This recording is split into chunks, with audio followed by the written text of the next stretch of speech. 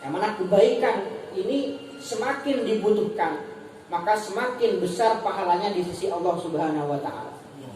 Jadi ketika ada orang bersedekah 50.000,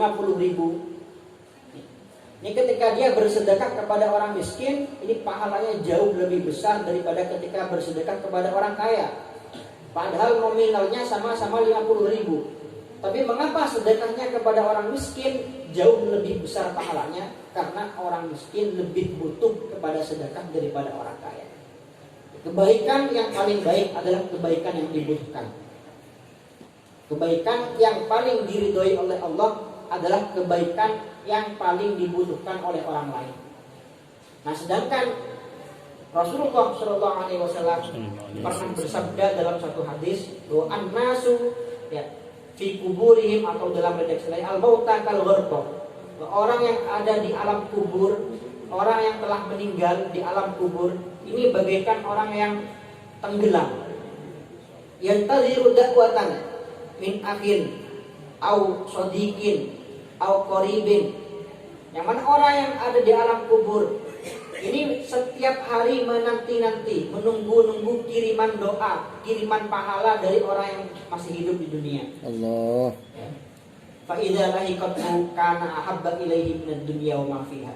Nah, ketika orang yang ada dalam alam kubur ini mendapatkan kiriman pahala dari orang yang masih hidup, dia akan gembira, akan bahagia, bahkan dia akan merasa sangat bahagia daripada ketika ia mendapatkan dunia seisinya.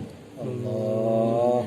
Ini menunjukkan bahwa sekali lagi perbuatan baik yang paling diridhoi oleh Allah Subhanahu wa taala adalah suatu kebaikan yang kita berikan kepada orang lain ketika orang tersebut sangat membutuhkan kebaikan tersebut.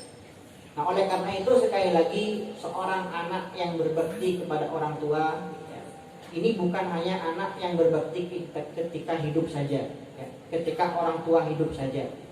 Tapi kita sebagai seorang anak juga dituntut untuk berbakti kepada orang tua ketika orang tua telah meninggal. Sabda Rasulullah SAW, yang dinamakan berbakti kepada orang tua ini sampai kapanpun tidak akan pernah putus. Berbakti kepada orang tua sampai kapanpun tidak akan pernah putus.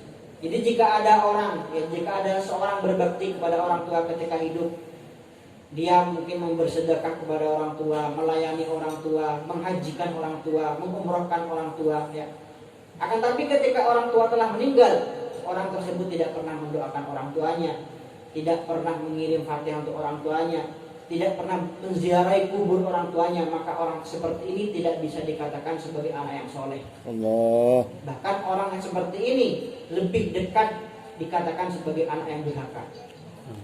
Karena sekali lagi sabda Rasulullah SAW ketika beliau menerangkan tentang seorang anak yang soleh, ketika beliau menerangkan tentang pahala seseorang yang tidak akan pernah putus sampai hari kiamat, beliau menyebut salah satunya adalah rajulun soleh, waladin soleh, seorang anak yang soleh, seorang anak yang berbakti kepada orang tua.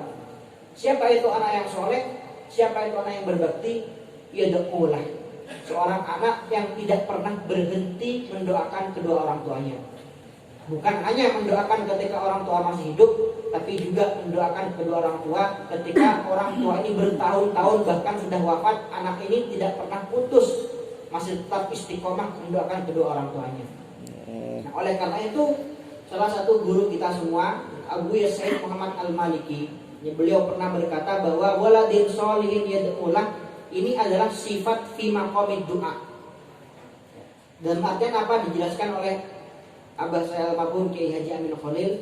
Beliau pernah berkata sebelum beliau wafat kurang 3 bulan atau 2 bulan, beliau pernah menyampaikan sebab cubang orang musak rasa ke orang namun kipat kun istiqomah adu akin orang sepuluh dua, insyaallah lain arif orang kata bekal deti orang sedikit. Amin, amin. Insyaallah orang itu bakal jadi orang yang semak dari Allah Subhanahu wa taala. Amin.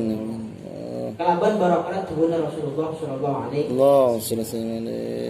Oleh karena itu terakhir pada malam hari ini insyaallah kita semua yang hadir pada acara tahlilan di malam ke-7 pada malam hari ini mengambil ibrah bahwa kita semua akan menghadap Allah Subhanahu wa taala.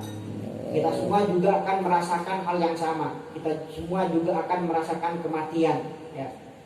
Kita semua akan menghadap Allah Subhanahu wa taala sebagaimana kita pada malam hari ini menghadiri tahlilan. Suatu saat, ya, pasti juga kita akan ditahlili oleh orang-orang terdekat kita.